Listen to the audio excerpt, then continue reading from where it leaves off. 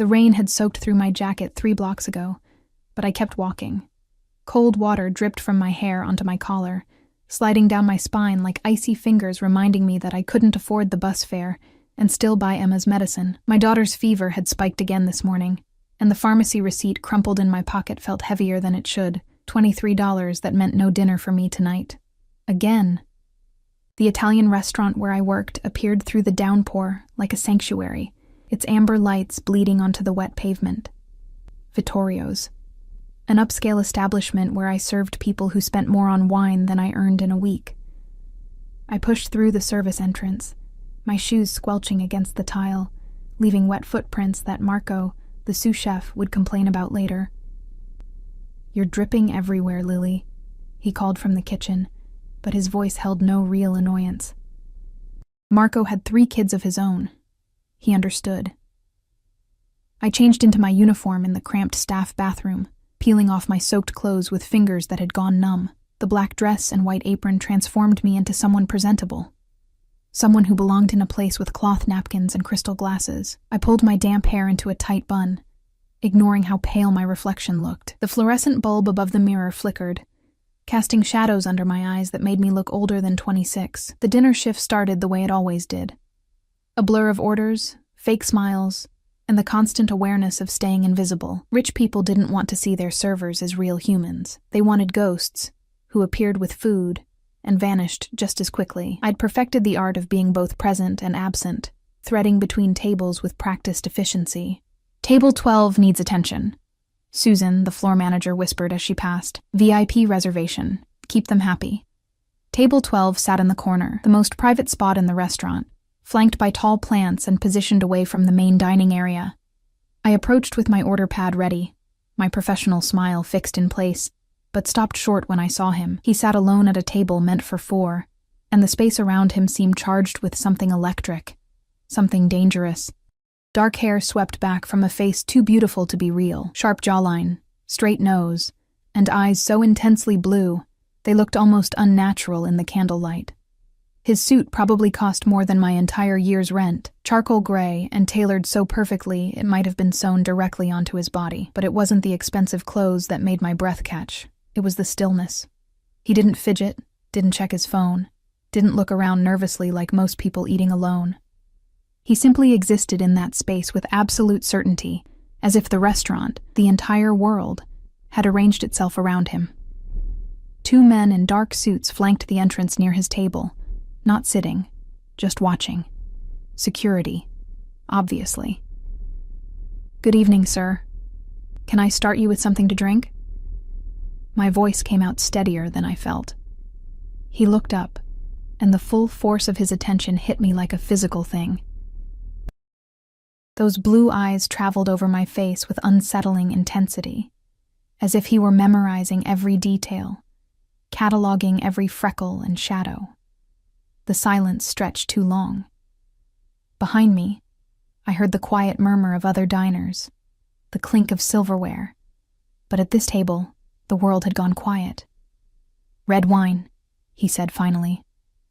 His voice was low, accented, Italian but refined, educated. "The Barolo. Bring the bottle." I nodded, grateful for the excuse to leave that penetrating stare. The wine cellar key trembled slightly in my hand as I descended the narrow stairs. "Get it together, Lily. He's just another customer," except he wasn't. And some instinct I couldn't name whispered that I should run, should call in sick, should never have come to work tonight. The Barolo sat on the 3rd shelf, dusty and expensive. $400 for a bottle of wine. I'd never even tasted wine that cost more than $8. As I reached for it, my sleeve caught on the edge of the shelf, and I watched in slow-motion horror as the bottle tilted, tipped, and tumbled toward the concrete floor. I lunged forward, caught it against my chest, but the momentum sent me stumbling backward. My hips slammed into the shelf behind me, rattling other bottles, and pain exploded through my side.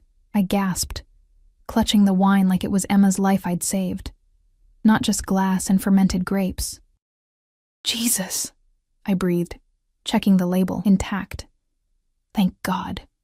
My hands shook as I carried it upstairs, trying to ignore the throbbing in my hip. He watched me approach with those unsettling eyes. I showed him the label, performed the opening ritual with mechanical precision, poured exactly 3 ounces into his glass. He didn't taste it immediately. Instead, he studied me with that same unnerving focus. "You're hurt," he observed. "I'm fine, sir." "Are you ready to order? You're favoring your left side. What happened?" His tone held no warmth, just flat statement of fact. "Nothing. Really. The kitchen recommends sit down." The words weren't loud, but they carried absolute authority. Every instinct screamed at me to refuse, to maintain professional distance. But something in his voice bypassed my rational mind and spoke directly to some deeper part of me that recognized power when it heard it. "Sir, I can't sit." One word. Final. My legs folded before I could think better of it, lowering me into the chair across from him. This was wrong. Susan would fire me. Customers didn't fraternize with servers. But his eyes held mine, and I couldn't seem to move. "Show me." He gestured toward my hip. "It's nothing, just a bruise. I should really—" He raised one hand, and instantly, one of the security men appeared at the table. They hadn't walked over. It was as if he'd materialized from shadows. The man leaned down, and my customer—no, not customer, something else, something more, whispered something in Italian too quick for me to catch. The guard disappeared. Seconds later, Susan approached, her professional smile strained. "Is everything satisfactory, Mr. Valentini?" Valentini. The name meant nothing to me, but the way Susan's voice trembled slightly around it suggested it should have. "Your staff member injured herself retrieving my wine. She'll sit with me while she recovers." "Bring another glass." Not a request. A command. Susan's eyes found mine, wide with something between shock and warning, but she nodded. "Of course. Right away." I stared at the man across from me, Valentini, trying to understand what had just happened. He poured wine into the second glass that appeared, sliding it across the white tablecloth toward me. "I don't drink on shift," I managed. "You do now. Drink. It helps with pain." "Sir." Dante, his lips curved into something that might have been a smile on someone less dangerous. "My name is Dante Valentini. And you are?" "Lily." The word slipped out before I could stop it. "Lily Morrison. Lily." He repeated my name like he was tasting it, rolling it around his mouth like the wine. "You have a daughter." Ice flooded my veins. "How did you—" "There's a photograph. In your apron pocket. The corner is visible." He gestured with his wine glass, and I looked down to see Emma's school picture peeking out from my pocket. I'd forgotten it was there. "She's 4, I heard myself say, though alarm bells rang in my head. "Don't tell him anything. Don't engage." And her father. Not in the picture. My voice came out harder than intended. Dante's expression didn't change, but something flickered in those blue eyes. Calculation, maybe, or interest. "Drink your wine, Lily." I lifted the glass with shaking hands. The wine tasted like liquid velvet, rich and complex. Nothing like the cheap bottles I'd occasionally shared with my roommate before Emma was born, before everything fell apart. It warmed my throat, my chest, spreading heat through my cold, tired body. "You work 2 jobs, he stated. Not a question. "How do you—" "Your hands." He gestured toward them. Calluses on the palms suggest manual labor. Waitressing doesn't create those patterns. "Cleaning, perhaps. And you walked here in the rain rather than taking the bus. Financial difficulty." I set down the glass, fear cutting through the wine's warmth. "Are you a cop?" That almost smile appeared again. "No, Lily. I'm not a cop." "Then what are you?" "Hungry." He picked up the menu, those blue eyes never leaving my face. "Order for both of us, whatever you think is best." "I can't. I have other tables." "No, you don't. I bought out the restaurant for the evening." "Everyone else here is mine. Now choose." The words didn't make sense. Bought out the restaurant? I glanced around and realized with dawning horror that he was right. The other diners, the men in suits scattered throughout, they all carried themselves with that same coiled alertness as his security. This wasn't a normal dinner service. This was something else entirely. Why? My voice came out as a whisper. Because I wanted privacy. Order the food, Lily. My hands trembled as I wrote down items from memory. The osso buco, risotto, grilled vegetables. Dante watched me write, his fingers drumming a slow rhythm on the table. The sound seemed too loud in the strange bubble of silence around us. When I stood to leave, his hand shot out, catching my wrist. Not hard, but firm. His skin was warm, his grip careful, and electricity shot up my arm at the contact. After dinner, he said quietly, we're going to talk, really talk. And you're going to tell me about Emma's father. Why would you possibly care about... Because 3 weeks ago, a man named James Morrison stole from me $600,000, and then he disappeared. His thumb brushed across my pulse point, feeling my heart race. Tell me, Lily, how much do you know about your ex-boyfriend's activities? The world tilted. James had stolen from this man. This beautiful, dangerous man with security guards and enough money to buy out entire restaurants. The room spun, and I gripped the edge of the table. I haven't seen James in 3 years. Not since Emma was born. He left us. Convenient timing. It's the truth. Perhaps. Dante released my wrist, leaving my skin feeling cold where his fingers had been. But the truth has many layers, doesn't it? And I'm very good at peeling them back. Go. Bring the food.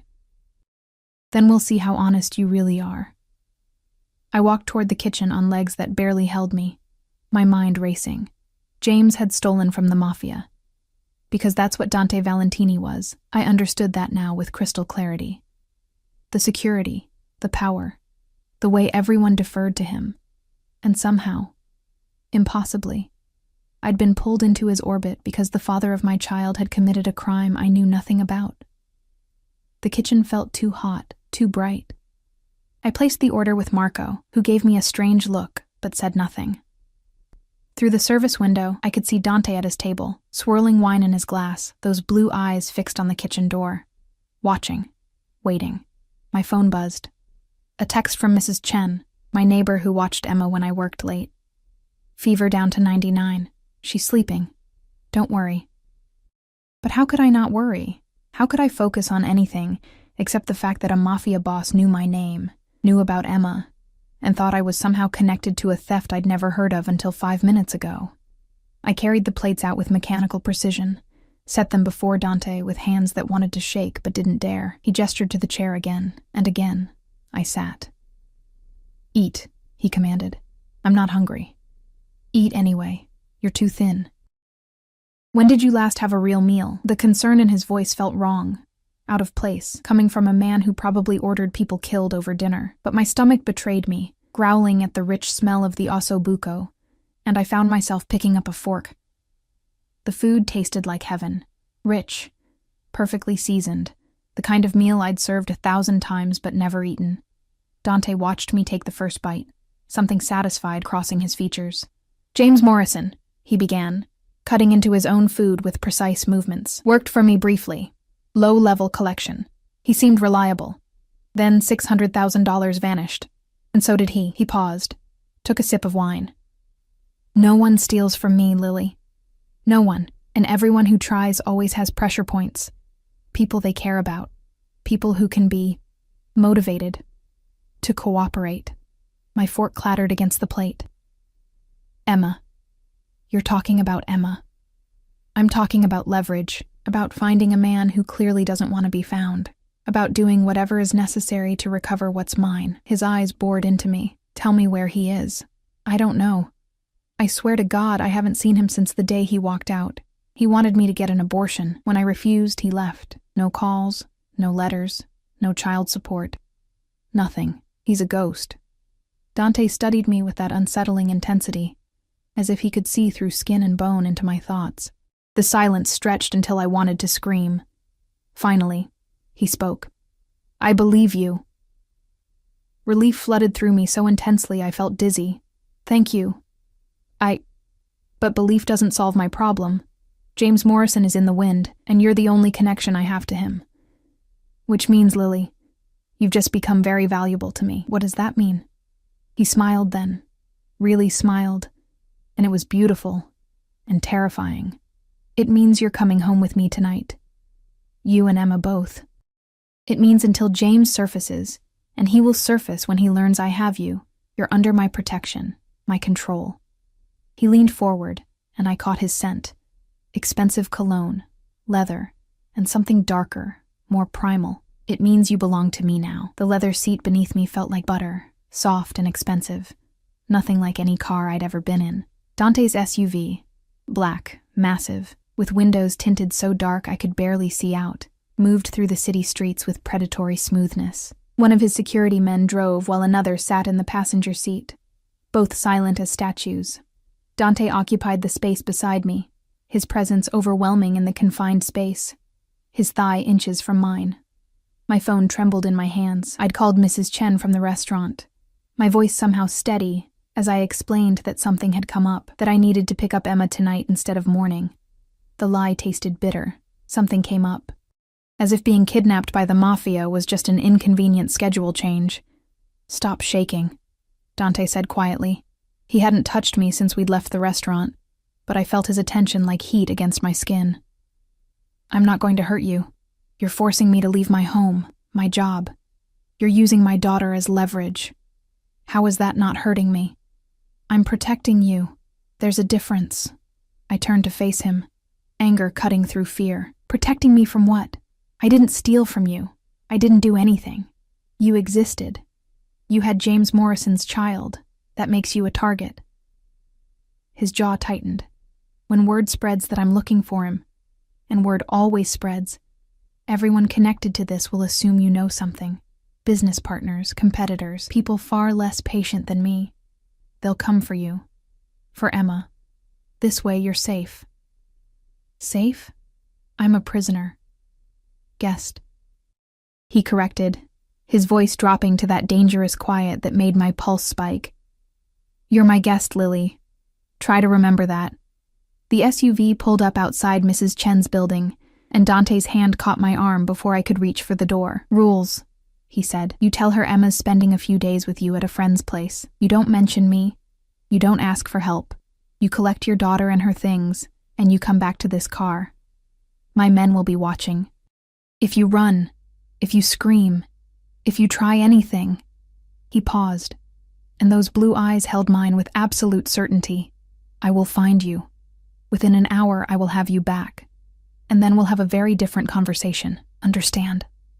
I nodded, hating myself for not fighting, for not screaming right now, but Emma's face floated in my mind.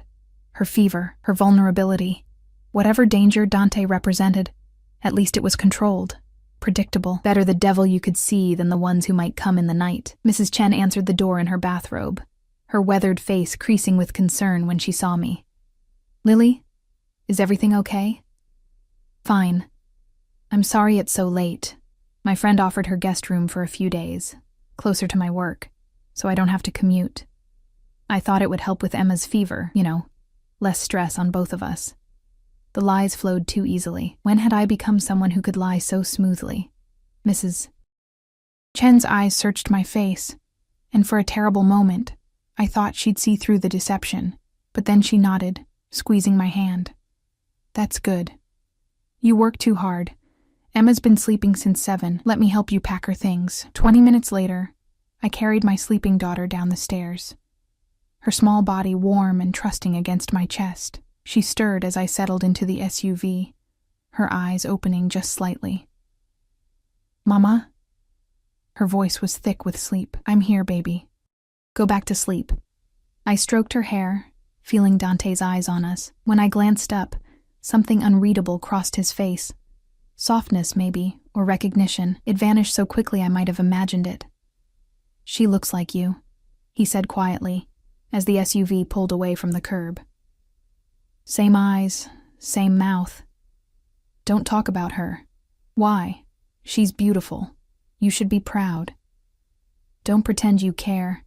She's just leverage to you. His hand moved, and I tensed, but he only adjusted the blanket around Emma's shoulders. his fingers gentle. I had a daughter once.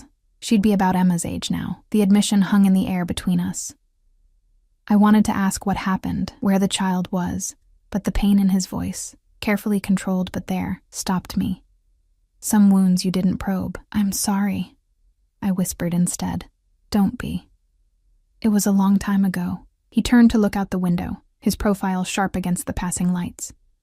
But I understand what it means to protect a child, what you do to keep them safe. So when I tell you that you're safer with me than anywhere else right now, believe me, I know what I'm talking about.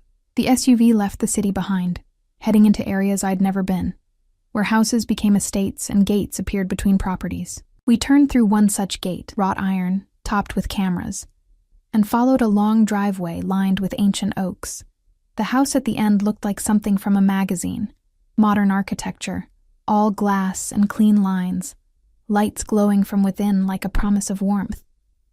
Or a very beautiful cage. Welcome home, Dante said as the vehicle stopped. Staff appeared before I could fully process the surroundings. A woman in her 50s with kind eyes and graying hair approached, her smile genuine as she looked at Emma. This is Maria, Dante explained.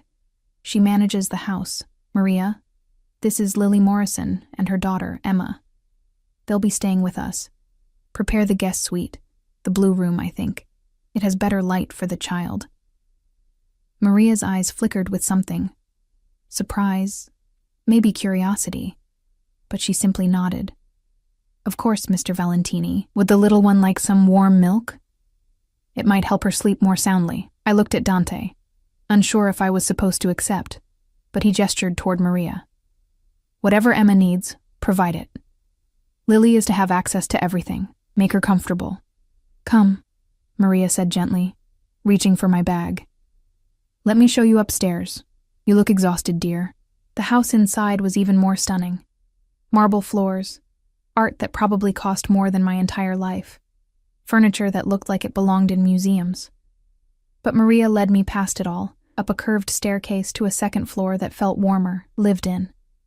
The blue room was actually a suite, bedroom, sitting area, and an adjoining smaller room with a child-sized bed already made up with soft blankets. For Emma, Maria explained. The door stays open so you can hear her. The bathroom is through there, fresh towels. If you need clothes, there's a boutique selection in the closet. Mr. Valentini keeps sizes for guests. Help yourself to anything. I laid Emma on the small bed, tucking her in with shaking hands. She looked so peaceful, so innocent, completely unaware that our lives had just been turned inside out. He's not what you think, Maria said softly from the doorway. I turned to face her. You don't know what I think. I see your eyes. You're terrified. But Mr. Valentini, Dante, he's not a monster. Dangerous, yes.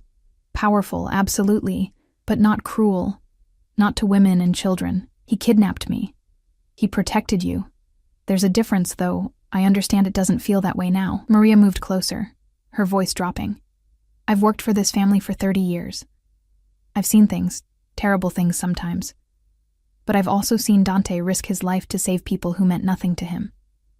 He has a code. Honor matters to him, even in a world without much of it.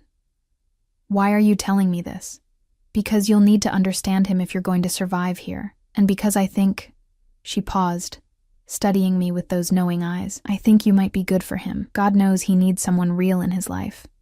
All these years, so isolated, so alone. Maybe you're what he's been waiting for. I'm not waiting for anything except to leave. Maria smiled sadly. We'll see. Rest now. I'll bring that milk for Emma. And Lily? She touched my arm gently. Don't try to run. The estate is watched. You'd never make it past the gates, and even if you did, Dante would find you. He always finds what he's looking for. After she left, I sank onto the edge of the large bed, my body finally giving in to exhaustion. The sheets smelled like lavender. Everything here smelled clean and expensive, so different from my cramped apartment with its water stains and broken heating. Emma slept peacefully in the next room, her breathing steady, and I let myself cry silently, tears dripping onto silk pillowcases that probably cost more than my monthly rent. A soft knock interrupted my breakdown.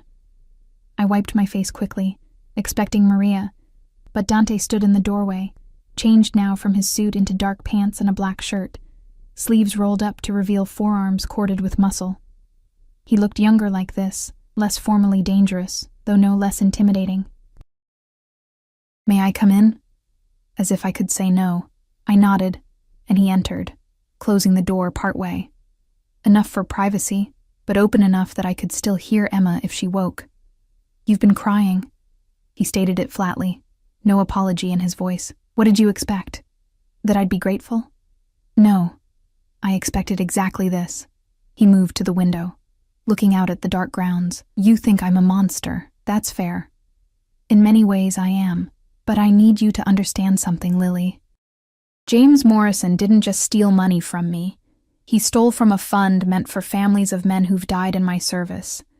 Widows, children, people who depend on that money to survive." The words shifted something in my understanding. I'd assumed James had stolen from Dante personally, some vanity account, but this was different. Worse. "When I find him," Dante continued, his voice hardening, "he'll pay. Slowly. Painfully. That's not a threat. It's a promise. But until then, you're here. Safe. Protected. And despite what you think, I'm not entirely heartless." He turned to face me, and in the dim light, his eyes looked almost gentle. "Emma will want for nothing. Neither will you. This doesn't have to be prison. It can be something else." What else could it possibly be? He crossed the room in 3 strides, stopping close enough that I had to tilt my head back to meet his eyes. The scent of him, that cologne, that dangerous masculinity, washed over me, making my breath catch. "That depends on you," he said quietly, "on whether you fight this every step, or whether you accept that. For now, this is your reality. I'm your reality." His hand came up, fingers brushing my cheek with surprising gentleness, wiping away a tear I'd missed. "I could make you happy here, Lily. If you'd let me." "I don't want to be happy here. I want to go home." "Home to what?" "An apartment you can barely afford. 2 jobs that break your body. Counting pennies to buy medicine for your daughter." His thumb traced my jawline, sending unwanted shivers down my spine. "Here. Emma gets the best doctors. You never worry about money again. You sleep in silk instead of struggling through each day." Is that really so terrible? "Yes," I wanted to scream. "Because it's not freedom." But looking into those blue eyes, feeling the warmth of his touch, some traitorous part of me whispered, "Would it be so bad? Just for a little while?" "I need to think," I managed. "Then think. Take your time. But know this." He leaned closer, his lips near my ear, his breath warm against my skin. "You're mine now, Lily. Mine to protect. Mine to care for. And soon, when you stop fighting, mine in every way that matters. I'm a patient man. I can wait." He stepped back, and the loss of his heat left me cold. At the door, he paused. "There's a phone on the nightstand. My number's programmed in. If you or Emma need anything at all, call me. Day or night, I'll answer." His eyes held mine with that unnerving intensity. "Sleep well, little one. Tomorrow we begin learning how to coexist." The door clicked shut behind him, and I sat in the sudden silence, my heart racing, my skin still tingling where he'd touched me. Through the doorway, I could see Emma sleeping peacefully, completely unaware that the monster under the bed had just offered to be our protector instead. And God help me. Part of me wanted to say yes. Morning came too quickly, sunlight streaming through windows I'd forgotten to cover. Emma's voice woke me, not crying, but talking, that sweet, babbling conversation she had with her stuffed rabbit. I bolted upright, momentarily disoriented by the unfamiliar luxury surrounding me, before yesterday's reality crashed back. The Mafia, Dante Valentini. We were prisoners in a gilded cage. "Mama!" Emma appeared in the doorway, her fever clearly gone, eyes bright with excitement. "This place is huge! There's a lady downstairs making pancakes, and she says I can have chocolate chips, and there's a garden with a fountain and—" She stopped, studying my face with that uncanny perception 4-year-olds sometimes possessed. "Why do you look sad?" I pulled her into my arms, breathing in her strawberry shampoo scent, grounding myself in her solid warmth. "I'm not sad, baby. Just tired. You're feeling better? All better. Can we explore? Please? The nice lady, Maria. She said there's a playroom. A playroom. Of course there was. Dante had probably ordered it stocked within hours of deciding to keep us here. I glanced at the clock. 8:30. Late for me. I usually worked the breakfast shift at the diner on Saturdays. My phone sat on the nightstand where I'd left it, and I grabbed it, finding 3 missed calls from Susan at the restaurant and 2 from the diner. Plus a text from Susan. Mr. Valentini called. Said you're taking personal time. Your job is safe. Call if you need anything. So he'd handled that too. Smooth. Efficient. Controlling every aspect of my life with a few phone calls. Come on, I told Emma, forcing brightness into my voice. Let's get you those pancakes. The kitchen was massive, all marble countertops and professional-grade appliances. Maria stood at the stove, and the scent of vanilla and butter made my stomach clench with hunger I'd been ignoring. She smiled when she saw us, genuine warmth in her expression. Good morning. Emma was just telling me about her rabbit, Mr. Flops. Is it? Emma nodded enthusiastically, climbing onto a bar stool. He's very old. Mama gave him to me when I was born. Then he must be very special. Maria slid a plate of pancakes, perfectly golden, topped with chocolate chips arranged in a smiley face, in front of Emma. And for you, Lily. Coffee? I have breakfast ready. I accepted both, settling beside Emma, trying to process this surreal domesticity. Through the windows, I could see the grounds in daylight, manicured lawns, the fountain Emma had mentioned, and in the distance, men patrolling. Guards, watching, always watching. Where's Dante? The question came out before I could stop it. Mr. Valentini had business this morning. He'll return this afternoon. Maria poured coffee into an expensive china cup. He left instructions that you're to have access to everything. The library, the gym, the pool. There are clothes in your closet, all your size. Emma's room has been stocked with toys, books, art supplies. How did he know our sizes? Maria's smile held secrets. Mr. Valentini is very thorough. He knows everything he needs to know. The implication sent ice through my veins. He'd researched us. Probably knew more about my life than I wanted to imagine. Bank accounts, work history, maybe even medical records. The invasion felt visceral, violating. Mama, can I go see the playroom? Emma had demolished half her pancakes with the single-minded efficiency of a hungry child. After you finish eating, and we stay together. Understand? But Maria said, I don't care what Maria said. We stay together. Emma's face fell, and guilt twisted in my chest. But I couldn't let her wander this place alone. Couldn't trust that the danger was only outside these walls. Maria watched me with understanding eyes but said nothing. After breakfast we explored. The house was enormous. 12 bedrooms, Maria explained, plus offices, a library with floor-to-ceiling books, a home theater, and yes, a playroom that looked like a toy store had exploded inside it. Emma's delighted squeals echoed off the walls as she discovered dress-up clothes, a dollhouse taller than she was, and enough art supplies to stock a classroom. Can I play here? Please, Mama? I wanted to say no, to grab her and find some way out of this beautiful nightmare, but her fever was gone, her eyes bright with joy I hadn't seen in months. When was the last time I'd been able to give her anything beyond basic necessities? When had she last played with toys that weren't second-hand or clearance items? Okay, I whispered. But I'm staying right here.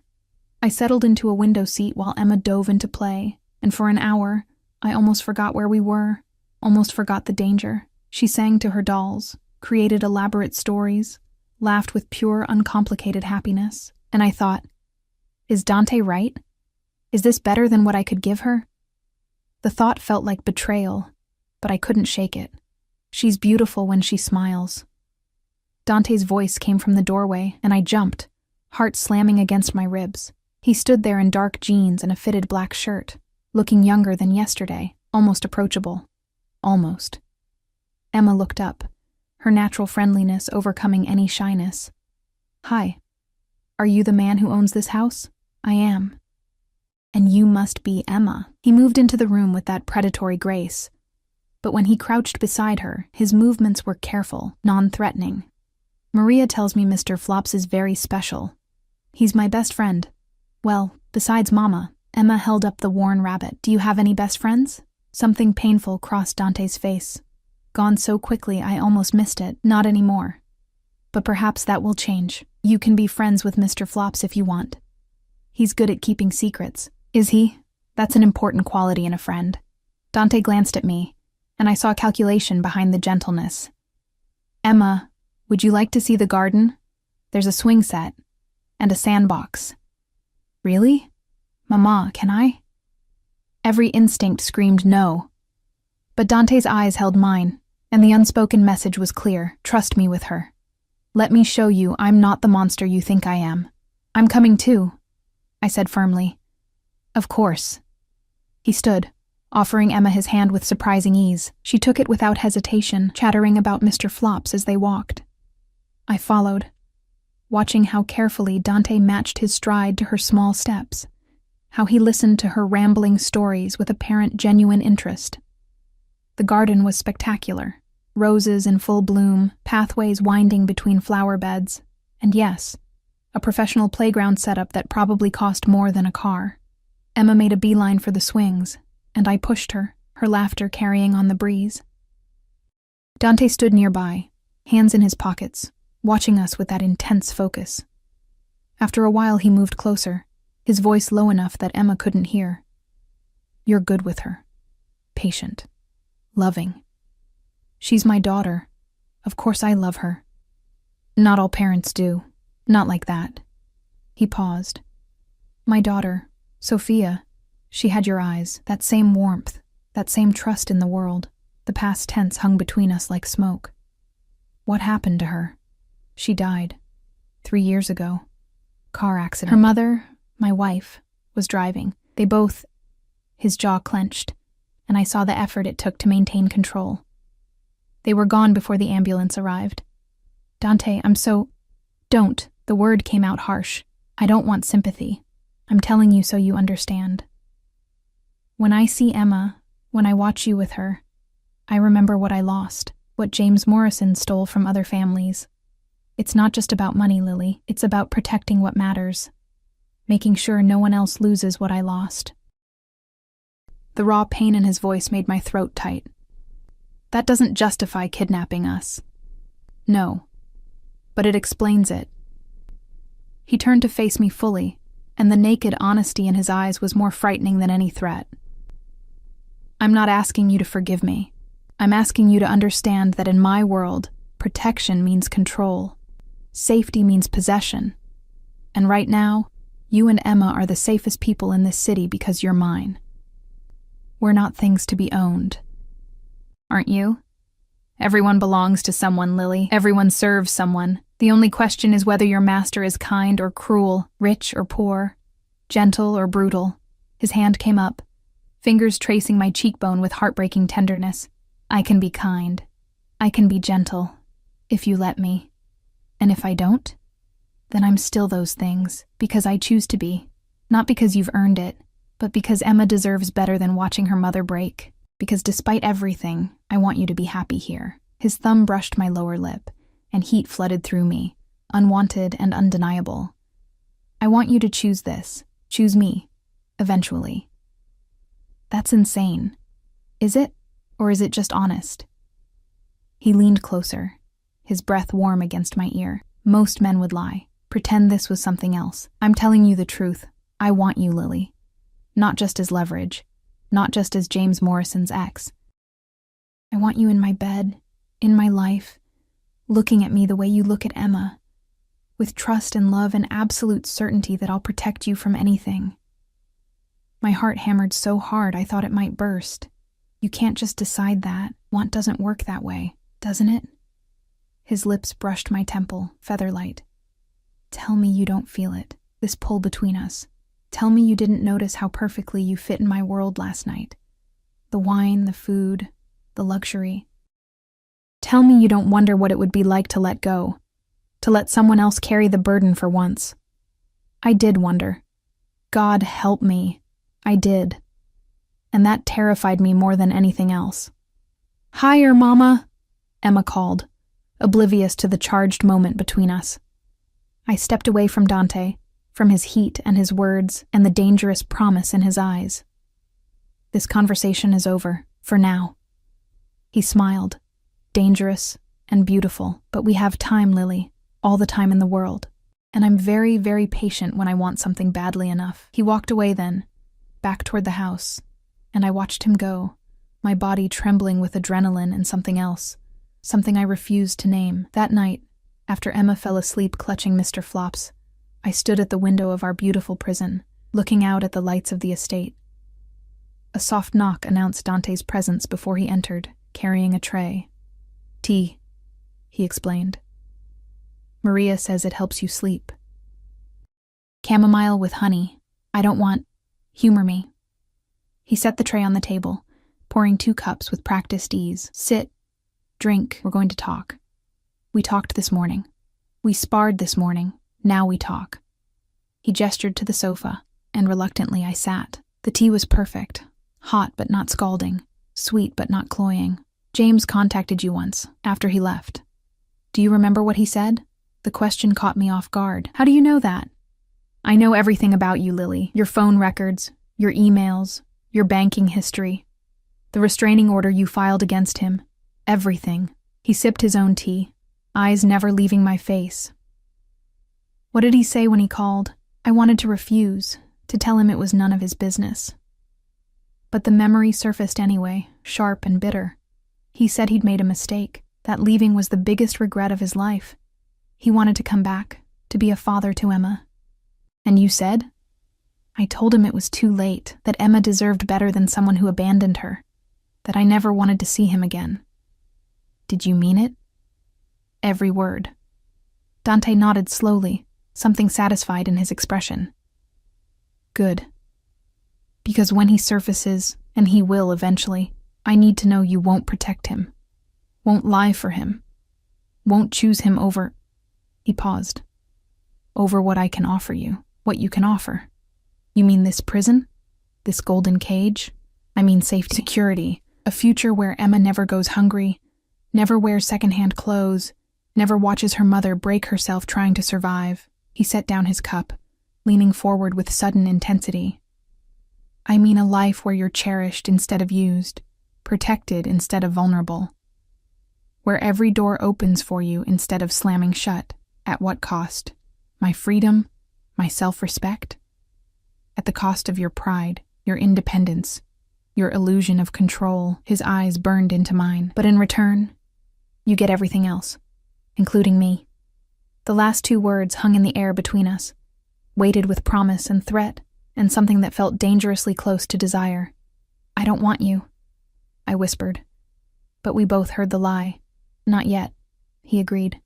"But you will, because despite everything, the fear, the anger, the resentment, there's something between us. You felt it last night at the restaurant.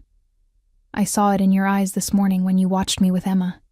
You're starting to wonder what it would be like, what I'd be like.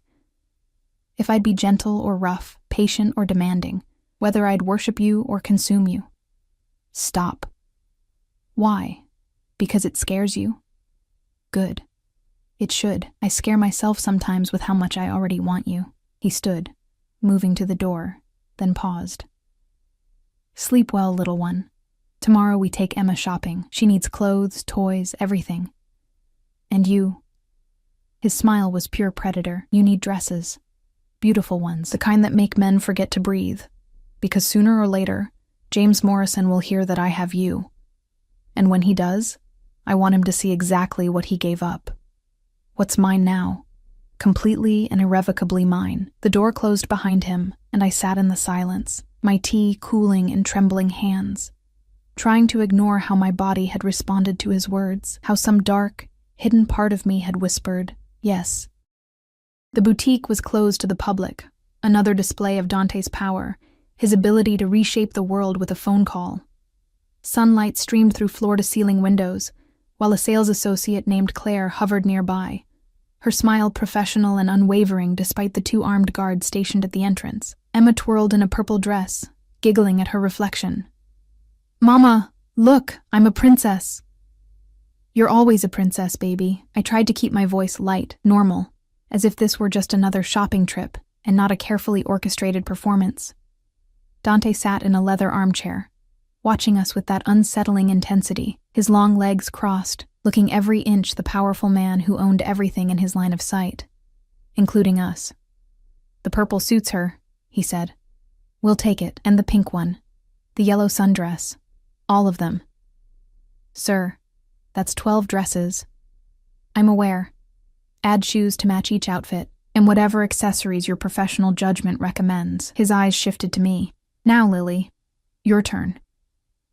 "I don't need—" "You need everything. Claire, show her the evening collection. Something red, I think. To match that fire she tries so hard to hide." Heat flooded my cheeks. Anger or something more dangerous, I couldn't tell. Claire gestured toward a different section, and I followed, feeling Dante's gaze burning into my back. The dresses here were nothing like the clearance racks I usually shopped. Silk, satin, designer labels I'd only seen in magazines. "Mr. Valentini has excellent taste," Claire murmured, pulling out a crimson dress with a plunging neckline. "This would be stunning on you. Shall we try it?" I wanted to refuse, wanted to tell her that I wouldn't play dress-up doll for a man who'd stolen my freedom. But Emma's laughter drifted from the other room. Pure joy. And I thought of the medicine I couldn't afford last week. The shoes she'd outgrown months ago that I kept putting off replacing. The dress fit perfectly. Of course it did. Dante probably knew my measurements better than I did. The woman staring back from the mirror looked like someone else. Elegant, sophisticated, almost beautiful in the way the fabric hugged curves I usually hid under cheap uniforms. I stepped out of the dressing room before I could second-guess myself. Dante's expression didn't change, but something flickered in those blue eyes. Hunger, possession, satisfaction. He stood slowly, approaching with that predatory grace, and my breath caught despite every intention to remain unaffected. "Perfect," he said quietly.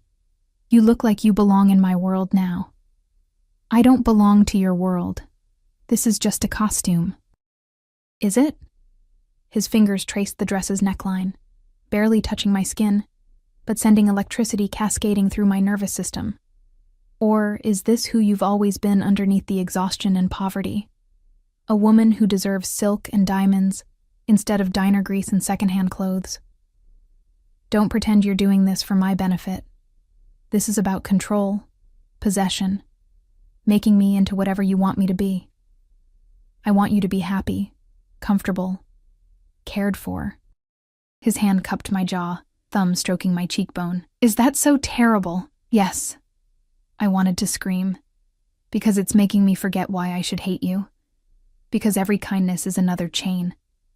But Emma's reflection appeared behind us, her arms full of dress boxes, her smile brighter than I'd seen in years, and the words died in my throat. "We'll take everything," Dante told Claire, his eyes never leaving mine. "Have it delivered to the estate this afternoon." The rest of the day passed in a blur of luxury I couldn't process. Lunch at an exclusive restaurant where waiters knew Dante by name and cleared the private dining room without being asked. A toy store where Emma picked out books and dolls while Dante watched with that soft expression he got around her, the one that reminded me he'd lost his own daughter, that beneath the dangerous exterior lived someone capable of love and grief.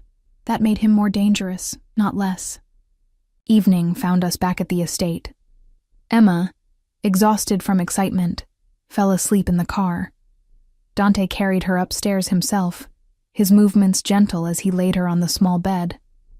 I stood in the doorway, watching this Mafia boss, this dangerous, powerful man, tuck in my daughter with tender care, adjusting Mr. Flops beside her. "She trusts me," he said quietly, straightening. "Children have instincts about these things. They know who's safe, or she's 4 and doesn't understand what you really are." "What am I, Lily?" He moved closer, backing me into the hallway, his body heat overwhelming. "A monster? A criminal?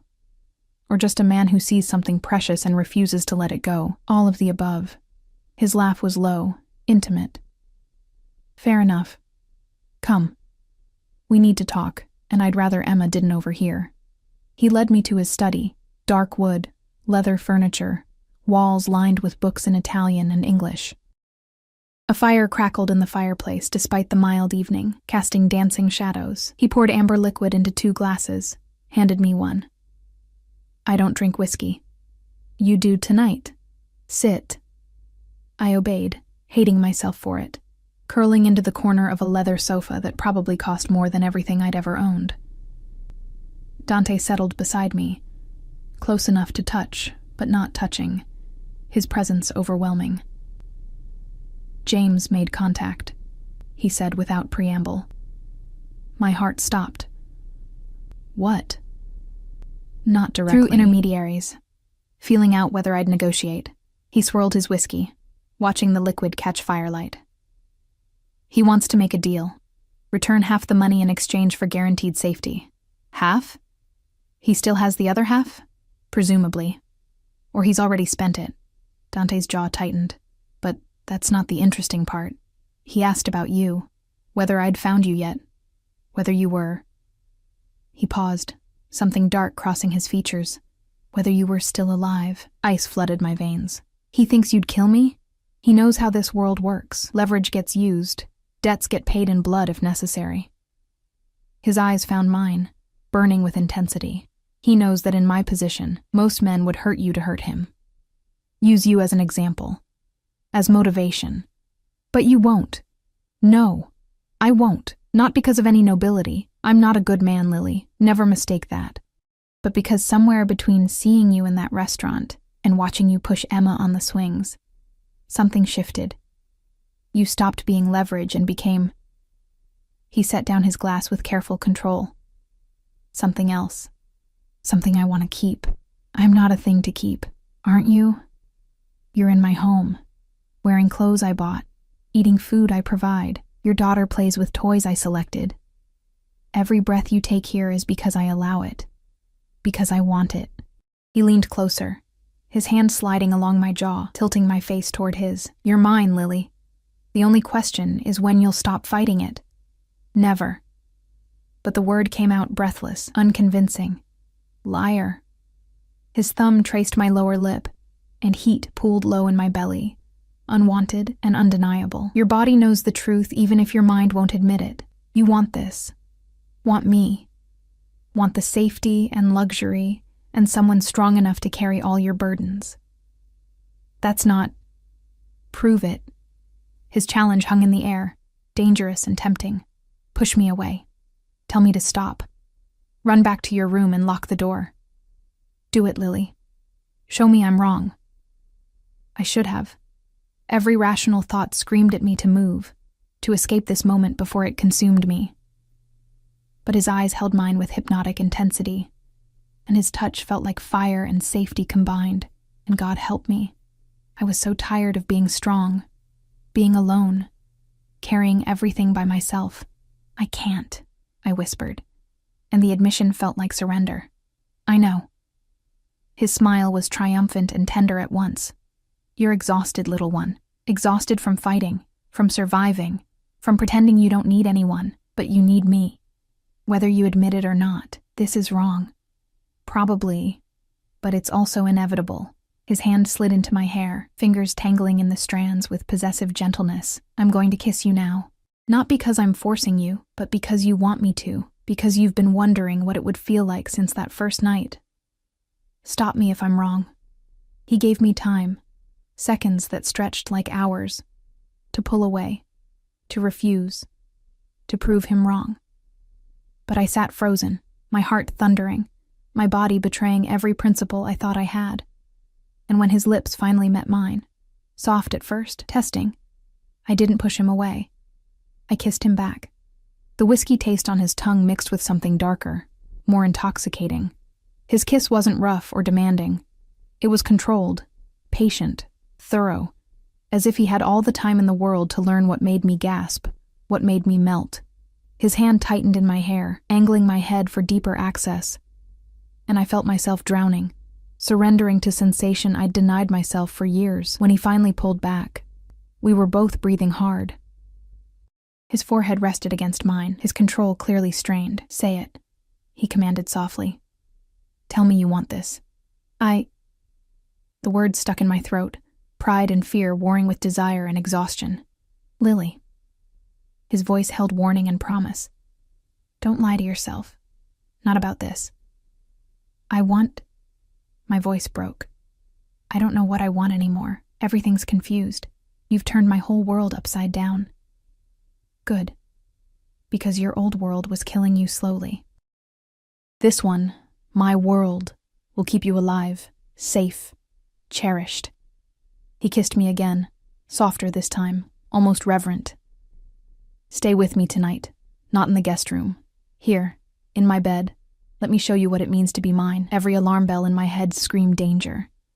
But his hands were gentle, his eyes sincere in the firelight, and some broken part of me whispered that maybe surrender wasn't weakness. Maybe it was survival. Emma. Maria will listen for her. She's 20 feet away in the next hall. If Emma needs you, we'll know instantly. His fingers traced patterns on my neck, my collarbone, sending shivers cascading through me. But tonight, for just a few hours, let someone take care of you instead. Please, Lily. Let me. The please undid me. This powerful, dangerous man asking instead of demanding, offering instead of taking. I knew it was manipulation, strategy, another chain disguised as kindness. But I was so tired of fighting, so tired of everything. Okay, I breathed, and watched satisfaction bloom across his features. He stood, pulling me with him, leading me through corridors I barely registered to a master suite that was all dark colors and masculine elegance. The bed dominated the space, huge, covered in black silk sheets that whispered promises of sin and safety combined. Nervous? He asked, reading my expression. Terrified. Don't be. I won't hurt you, won't rush you. Tonight is about comfort, trust. Showing you what you've been missing. His hands found the zipper of my dress. When had I changed back into it? And slowly, carefully, he lowered it. Tell me to stop any time. I mean that, Lily. You have control here even if you don't believe it. But I did believe it. Somehow, impossibly, I trusted that this man, this criminal, this kidnapper, would honor my boundaries even while obliterating all my defenses. The dress pooled at my feet, and I stood before him in simple cotton underwear, suddenly aware of every flaw, every imperfection poverty and motherhood had carved into my body. Beautiful, he murmured, and the reverence in his voice made tears prick my eyes. Perfect. Mine. He undressed with efficient grace, revealing a body built for violence but moving with careful control. Scars marked his torso, evidence of a life I couldn't imagine. Battles I'd never understand. When he pulled me against him, skin to skin, the contact felt electric, overwhelming, like coming home to a place I'd never been. Breathe, he commanded, lowering us to the bed. Just breathe. Let me take care of you. And he did. With patience that shattered me, gentleness that undid every defense. He showed me what it meant to be worshipped instead of used. His hands learned every curve, every sensitive spot, building heat and need until I forgot why I'd ever resisted. His whispered words, Italian and English mixed, promised protection, possession, pleasure beyond anything I'd known. When he finally claimed me completely, his eyes held mine with burning intensity, as if he were imprinting himself on my soul. The pleasure was almost painful in its intensity. Waves crashing through me until I cried out his name, fingers digging into his shoulders, surrendering everything I'd sworn to keep. Afterward, tangled in silk sheets with his heartbeat steady against my ear, I felt tears slide down my cheeks. Not from sadness, but from the terrifying realization that everything had changed, that I'd crossed a line I could never uncross. Don't cry, Dante murmured, his fingers stroking my hair with surprising tenderness. You're safe now. Protected. Mine. Nothing will hurt you while I'm alive. That's what scares me, I whispered. That I'm starting to believe you, starting to want this. Then stop fighting it. Accept what we both know is true. He tilted my face up, his eyes serious in the darkness. You belong to me now, Lily Morrison. Body, heart, and soul. And I take care of what's mine, always. I should have argued. Should have pulled away. But exhaustion and pleasure had stolen my fight, and his arms felt safer than anywhere I'd ever been. So I closed my eyes, let his warmth surround me, and for the first time in 3 years, I slept without nightmares. Not knowing that the real nightmare was just beginning. 3 weeks passed like a fever dream. Days blurred into nights, and somewhere along the way, I stopped counting the hours until escape and started measuring time differently. Emma's laughter in the garden, Dante's hands in my hair, the strange domestic rhythm we'd fallen into that felt dangerously close to family. I told myself it was Stockholm Syndrome. Survival instinct. Anything but the truth.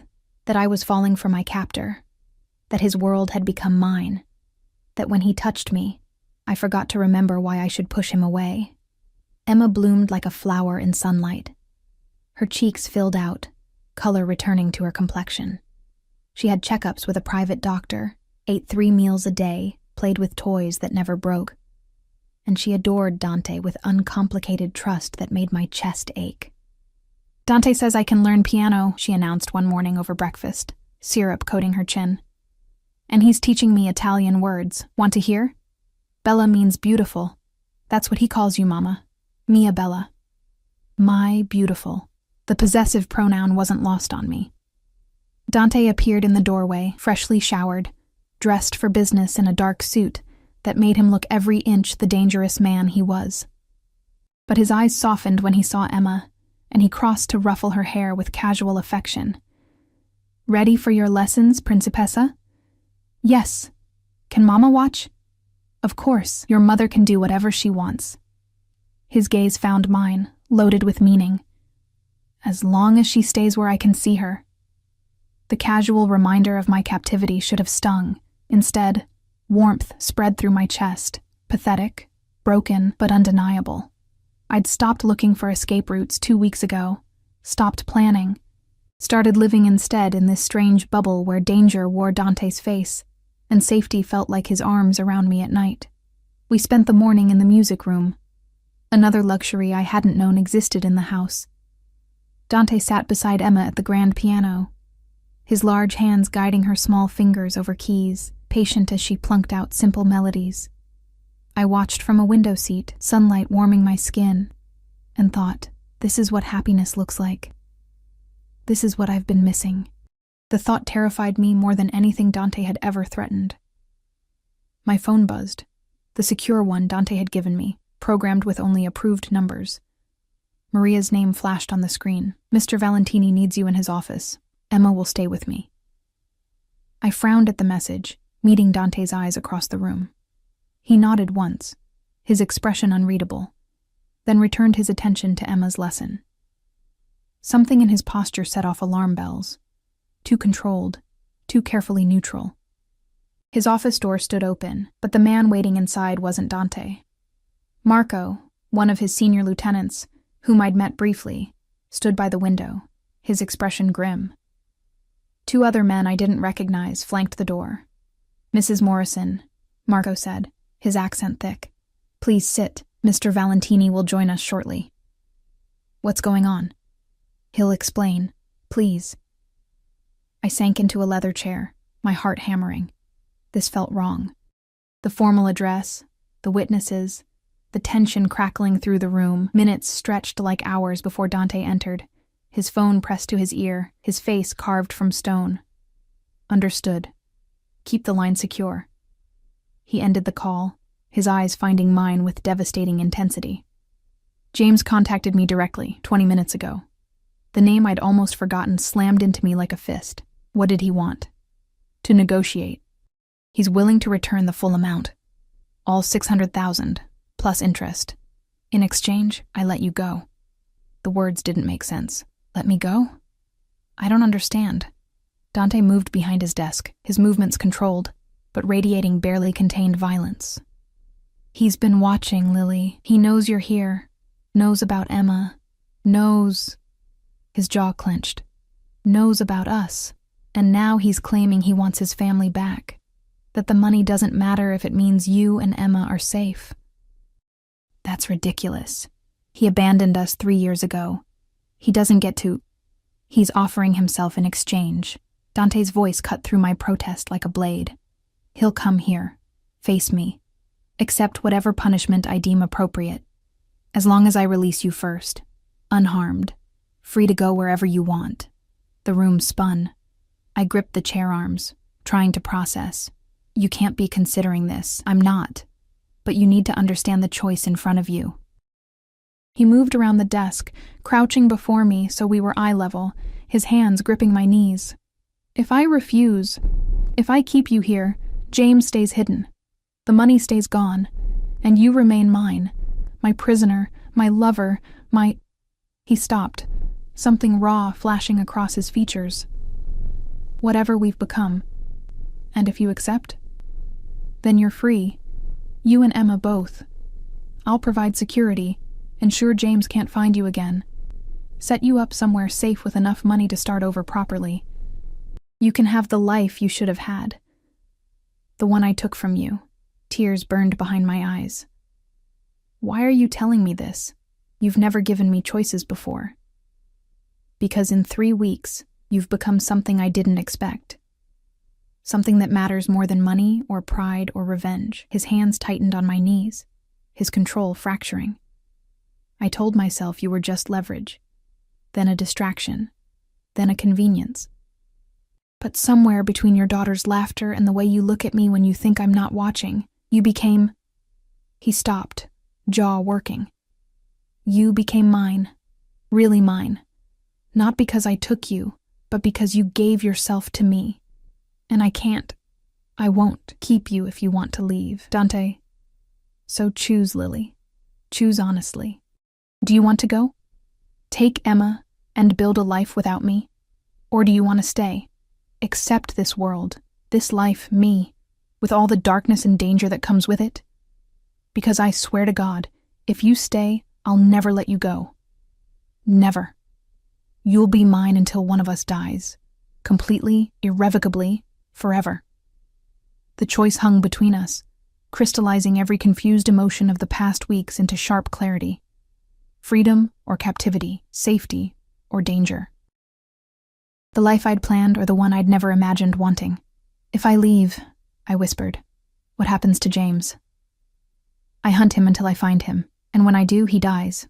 Slowly, painfully, as an example. And if I stay, the same. Some debts can only be paid in blood. His eyes bored into mine. But you'll be here, safe, protected, cherished, and Emma will grow up with everything she needs and more. A father figure who, his voice cracked almost imperceptibly, who would die before letting anything hurt her. You can't replace her real father, no. But I can be better than him. I already am. He stood abruptly, pacing to the window, his shoulders rigid. The choice is yours. But choose now, Lily. James is waiting for my answer, and I need to know. Do I keep what's mine, or do I let you go? I looked at Marco and the other men, witnesses to this moment, this choice that would define everything that came after. Then I thought of Emma's smile this morning, of Dante's hands guiding hers across piano keys, of nights in his arms where danger felt like safety and surrender felt like strength. I thought of my old life, the endless exhaustion, the fear, the scraping by on nothing while the world ground me down. And I thought of this life, the luxury, yes, but more than that, the feeling of being seen, being wanted, being protected so fiercely that nothing could touch me. Was it wrong? Absolutely. Was it Stockholm Syndrome, trauma bonding, broken pieces clinging together? Probably. But it was also real. The safest, most cherished I'd ever felt. And Emma. God, Emma was thriving in ways I could never have provided alone. I need to ask Emma something, I said finally. Dante's expression shuddered. She's 4 years old. She can't make this decision. I know. But she deserves a voice. I stood on shaking legs. Give me 10 minutes. I found Emma in the music room with Maria, still picking out notes on the piano, Mr. Flops beside her on the bench. She looked up when I entered, her smile bright and uncomplicated. Mama! Listen! She played a simple melody, twinkle, twinkle, with concentrated precision. Beautiful baby. I knelt beside her, taking her small hands in mine. Emma, I need to ask you something important, and I need you to be honest, okay? Okay. Her eyes went serious, sensing my tone. Do you like living here? With Dante and Maria? Do you feel safe? I love it here. There's so much room to play, and Dante teaches me things, and Maria makes the best cookies, and—" She paused, studying my face. "Are we leaving?" "Maybe. We could. If you wanted to." I swallowed hard. "Your other daddy, James, he wants to see us again. We could go live somewhere else, just you and me, like before." "Would you want that?" Emma's face scrunched in thought, and I watched her process with that 4-year-old logic that was sometimes clearer than adult reasoning. "Before was sad," she said finally.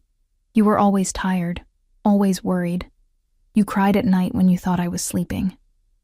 Her small hand touched my cheek. "You don't cry here. You smile now, and Dante makes you happy. I see it." Tears spilled over before I could stop them. "Baby. I want to stay, Mama. I want Dante to be my daddy. Is that okay?" The simple words shattered something in my chest. Out of the mouths of babes, truth so pure it cut through every rationalization, every excuse, every fear. "Yeah, baby," I whispered, pulling her into my arms. "That's okay. That's more than okay." I carried her back to Dante's office. My decision crystallized into certainty that terrified and thrilled me in equal measure. Dante stood where I'd left him, his posture rigid, his face carefully blank, but his eyes, those devastating blue eyes, held barely contained hope. "Emma wants to stay," I said quietly. "She wants you to be her father." Something raw and vulnerable crossed his features before he could control it. "And you?" "What do you want, Lily?" I set Emma down, watching her run to Dante with complete trust, her small arms wrapping around his legs. He lifted her automatically, his large hands secure and gentle, and the picture they made, this dangerous man holding my daughter with such careful love, sealed my fate. "I want to stay," I said, the words feeling like both surrender and victory, not because I'm afraid to leave, not because of the luxury or security, but because somewhere in these 3 weeks, this stopped being captivity and became— I paused, searching for words. "Home. You became home, both of you." Dante's expression transformed. Relief, possession, triumph, and something deeper, more vulnerable. He set Emma down gently, then crossed to me in 3 strides, his hands framing my face with heartbreaking tenderness. "Say it again," he commanded softly. "Say you're choosing this, choosing me, freely." "I'm choosing you, Dante Valentini. I'm choosing this life, this world, this family we've somehow built from broken pieces." I met his eyes steadily. "I'm yours. Willingly. Completely." His kiss was fierce, possessive, claiming me in front of witnesses as his control finally fractured. When he pulled back, his forehead rested against mine, his breathing ragged. "Mine," he breathed. "Forever mine. I'll protect you both until my last breath. I swear it, Lily. On everything I am, everything I have, you're safe now. Always." "I know." And terrifyingly, I did. He turned to Marco, his business mask sliding back into place. "Tell James Morrison his offer is rejected. His family isn't for sale, and if he ever comes near them again, his death won't be quick. It won't be clean. He'll beg for mercy that will never come. Understood?" "Yes, sir." Marco's expression was carefully neutral, but I caught approval in his eyes. "And the money?" "Find him. Take it back. Then make an example.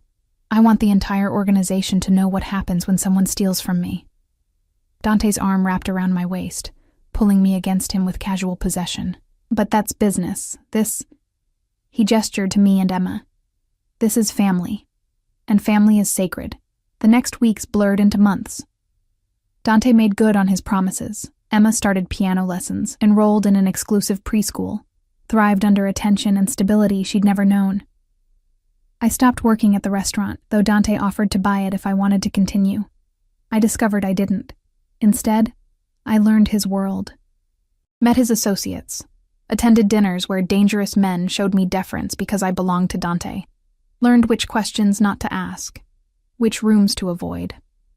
Learned the difference between his business face and the man who read bedtime stories to Emma with surprising patience. We never found James. He'd vanished completely, the money gone with him. Sometimes I wondered if he was alive, if he watched from shadows. But mostly, I didn't think about him at all. 6 months after that choice in Dante's office, he took me and Emma to a private beach in Sicily.